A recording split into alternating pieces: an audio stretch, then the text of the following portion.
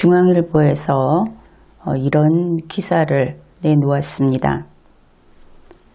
한국을 감시의 나라라고 불렀던 프랑스에서 한국계가 만든 코로나 앱을 들여간다. 이제 이런 제목입니다. 그러면서 이제 기사가 시작되는 그 분위기를 잘 생각을 해 보십시오. 한국은 감시와 고발에 있어 세계 둘째가는 나라. 현지 시간 지난 6일 비르지니 프라델이라는 프랑스의 변호사가 언론 기고문을 통해 한 말이다. 이것은 지난 리마연 강의에서도 다룬 적이 있죠. 그는 코로나19와 확진자 동선 추적, 개인의 자유를 희생시키지 말라는 제목의 칼럼에서 한국의 코로나19 방역을 성공적이었다. 이렇게 평가를 하면서도 한국은 개인의 자유라는 측면에서 본보기가 되는 국가가 아니다. 그렇게 비판을 했다. 이런 내용을 소개합니다. 그러면은 일단 그 프랑스 변호사는 효율이라는 면에서 한국의 방식이 효율적이었다. 이렇게 인정을 한 것을 알 수 있죠. 그가 이야기한 것은 한국에서 코로나 방역을 한 그 방식이 효율성이 떨어진다.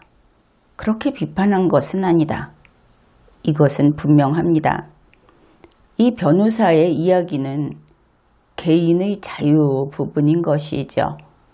실질적으로 어떻게 신속하게 그리고 동시에 이 개인이 움직임으로 해서 그 감염을 막을 수 있는가? 그때 한국이 채택한 방식은 나쁘다 좋다 하는 것이 아닙니다. 효과 있었다. 이렇게 이야기를 한 것이죠. 근데 중앙일보는 이 양측을 그 두 가지 면을 다 이야기한 것을 소개하면서도 왠지 한국이 감시와 고발에 있어서 세계 둘째가는 나라, 중국 다음으로 그런 나라라고 한 부분에 아주 꽁해 있는 감정이 풀리지 않은 것을 알 수 있죠. 이어서 이런 내용도 실었습니다. 프랑스 정부 과학자문위원인 감염병 학자 드니 말비 박사, 그는 한국의 시스템은 극단적으로 사생활 침해적이라고 말을 했다. 프랑스 사람들이 이 자유, 사생활에 대해서 이렇게 신경을 쓰고 있다. 그것을 알 수 있죠.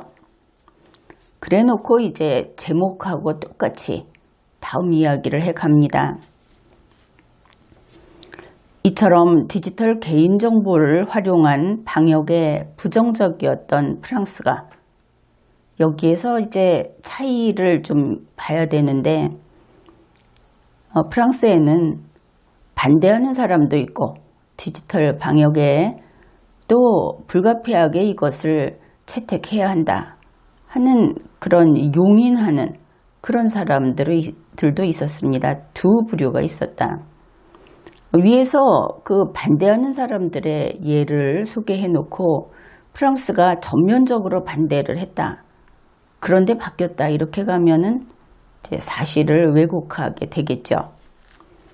이제 그러한 프랑스가 다음 달 11일 이동 제한령의 해제를 앞두고 확진자 동선 추정용 앱을 도입하겠다고 밝혀서 논란이 일고 있다. 그러니까 이제 좀 더 다급하다. 이 효율 쪽으로 넘어갈 수밖에 없다.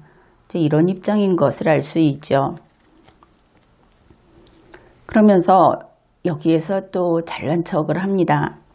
한 가지 흥미로운 점은 스탑 코비드라고 불리우는 이 앱의 도입을 추진하고 있는 인물이 한국계 장관인 세드릭 오 프랑스 디지털 담당 국무장관이라는 사실이다.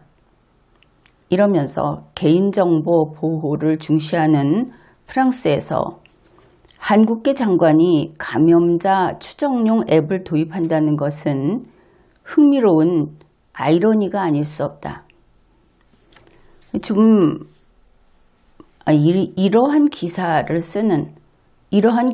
올리는 중앙일보에 대해서 직설적으로 비판을 할 수밖에 없습니다. 다른 나라에서 자유와 통제 사이에서 고민을 하는 그런 것을 보면서 그들이 뭐라고만 하면은 혹시 나보고, 그러니까 한국을 보고 흉보는 것인가, 한국을 나무라는 것인가 하고 아주 발끈하는 그런 것을 읽을 수 있죠. 이거 병입니다. 남들이 어떤 일을 하면은 그들은 한국을 욕하기 위해서 살고 있지 않다. 프랑스 사람들이 이 중국 코로나 그 감염을 좀 늦추고 그 감염되는 사람의 수를 줄이고, 그리고 이것을 치료제를 개발할 때까지 피해를 최소화하기 위해서 어떻게 하면 좋을까? 그런데 우리나라에서 그것이 한 2년 걸린다. 일단 그런 이야기를 하죠. 그러면 이 2년 동안 만약에 인간 1억 명이 2년 동안 통제된 생활을 산다면 그 인생은 뭔가 고민할 수밖에 없는 겁니다. 그러니까 프랑스가 처음에는 한국의 방식은 좋지 않다고 했던 것은 한국 보고 고쳐라 한 것이 아니고, 프랑스에서는 그것을 도입하는데 우리는 반대다 하는 사람들이 이야기를 했던 것이죠.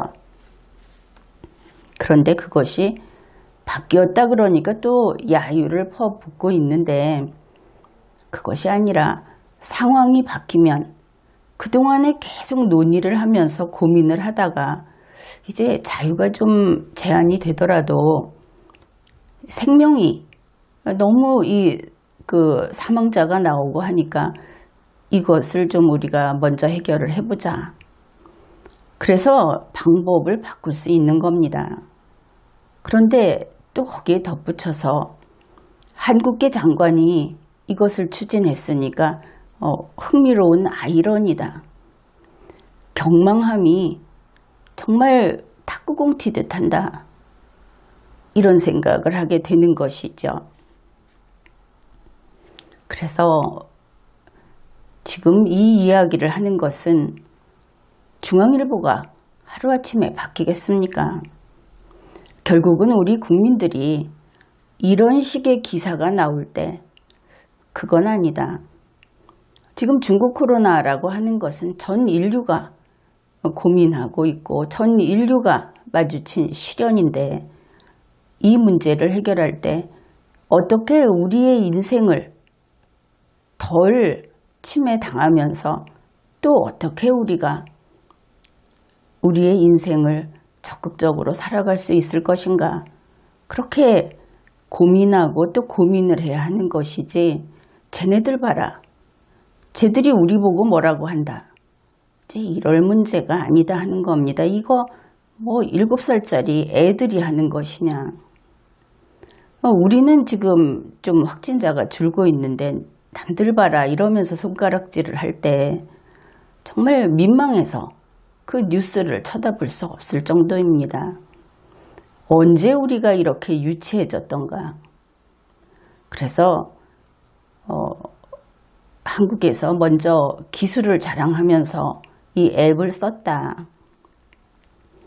그렇더라도 대한민국이 건강한 자유민주주의 국가라고 한다면은 앱에 대해서 아주 강한 비판의 소리가 나왔어야 하는 겁니다. 언론에서도 정부가 뭐를 한다고 하면은 그것을 막 칭찬하고 그 성과가 좋다, 이런 이야기만 하지 말고, 정부야 어떻든 자기들 일을 하겠죠.